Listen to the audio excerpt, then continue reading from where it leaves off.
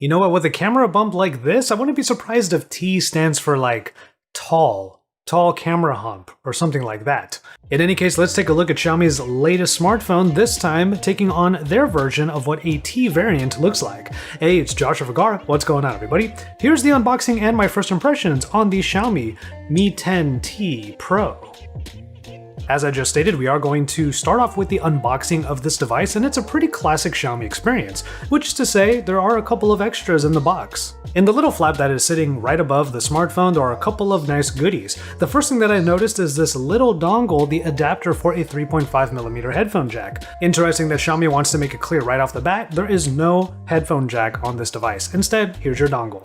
But that dongle was sitting within a nice, soft, clear case. Well, semi-clear, because the bottom half of the case has the Xiaomi branding on it, which I actually really enjoy. We'll take another look at that a little bit later. But once we get that portion of the box out of the way, we have a few of the key specifications for the Mi 10T Pro here. Now, this is a 5G model, as is probably expected from any of the flagships these days, but one of the big things that you'll probably notice is that this has a 144Hz display. It's a full HD Plus panel. It's what they call their True Color Dot display.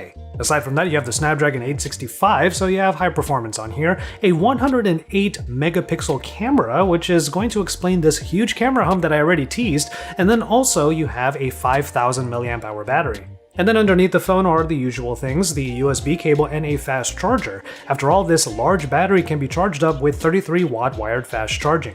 As I peel off the plastic that is around the device, I'll give you a quick look at it before I give you some perspective on the design a bit later. And then the other thing I want to do here is show off the phone inside of that case. I actually really like that the Xiaomi logo is here in this sort of frosted section of the soft case, even though the Xiaomi logo still has a little bit of the branding still popping through it.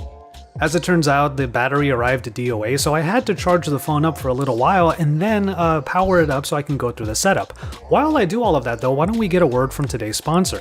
Now today we are connected more than ever, but even if we're working from home, internet security is still of the utmost importance.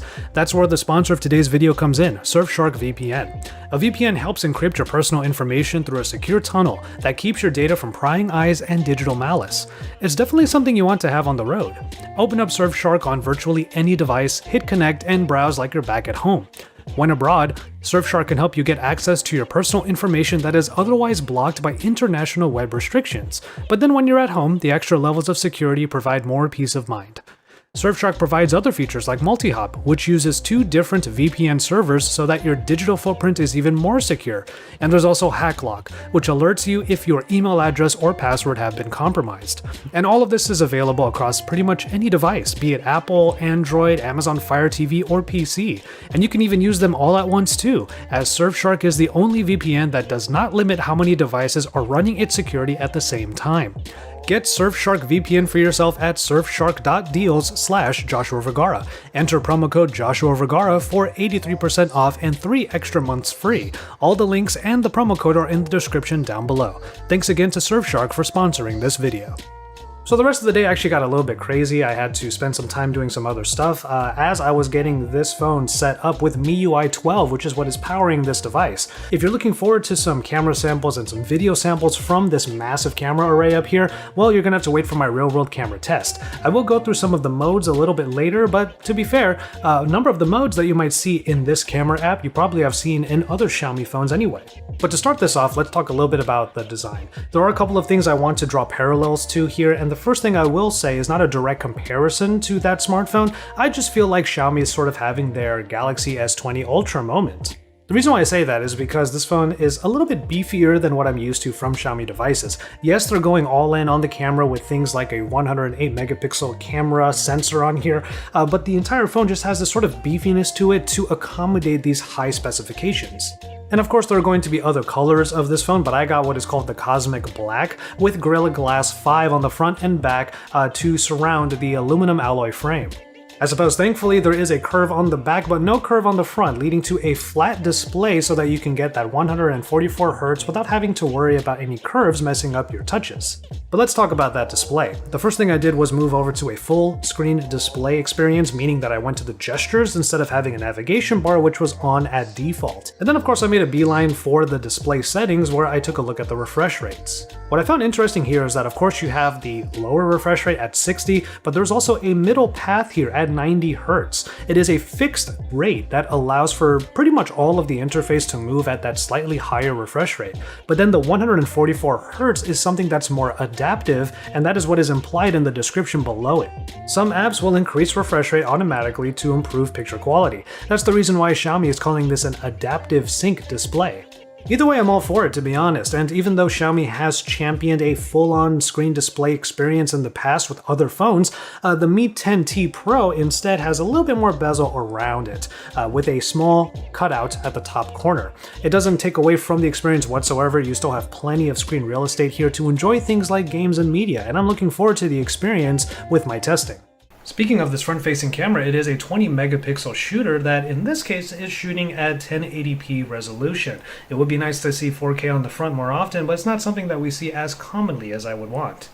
Obviously, a lot of the more premium features are going to be in that back camera. Now here's the first thing I wanted to point out about this camera hump. Yes, the top portion is this very large 108 megapixel sensor. This is not the first time that we've seen something like this. There are other phones that definitely prioritize the size of the main sensor.